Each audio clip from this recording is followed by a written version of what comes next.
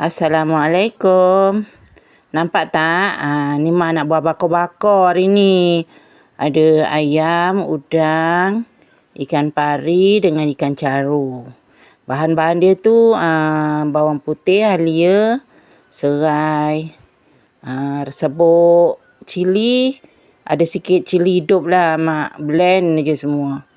Lepas tu Mak tak bubuh lah. Ketumbar, jintan tak bubuh. Ini kita bakar lah ya. Kebetulan masa ni Mak tak ada kat rumah. Kakak yang buat.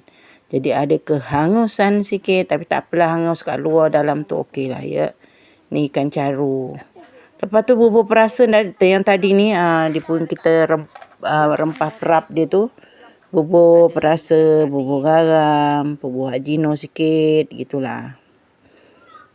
Mak tak bubur gula, tak bubur apa. Tak ada madu-madu, tak ada.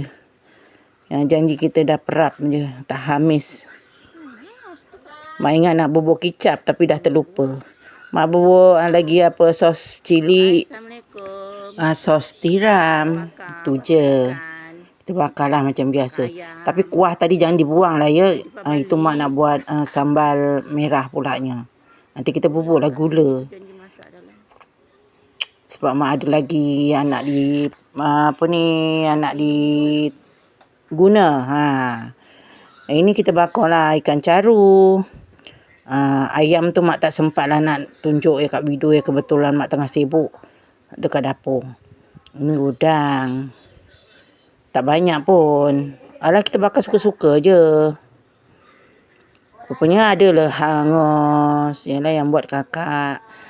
Berapi-api. Tak apalah, janji ada orang tolong bakarkan. Kalau Mak memang tak reti. Kita dah siap semua tu. Kita cecah dengan air asam. Air asam tu daripada apa? Cili merah. Cili merah, bawang merah. Cili padi potong, asam. Ada lada hitam. Tapi mak masak lah ya. Takut pula. Yelah, kita ni ada kanser. Benda-benda mentah ni jangan terlampau sangat lah ya. Makan sesekali boleh lah. Sebab ini Mak dah buat daripada malam tadi.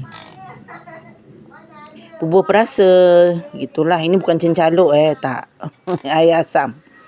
Okeylah, gitu aja. Terima kasih sebab menonton.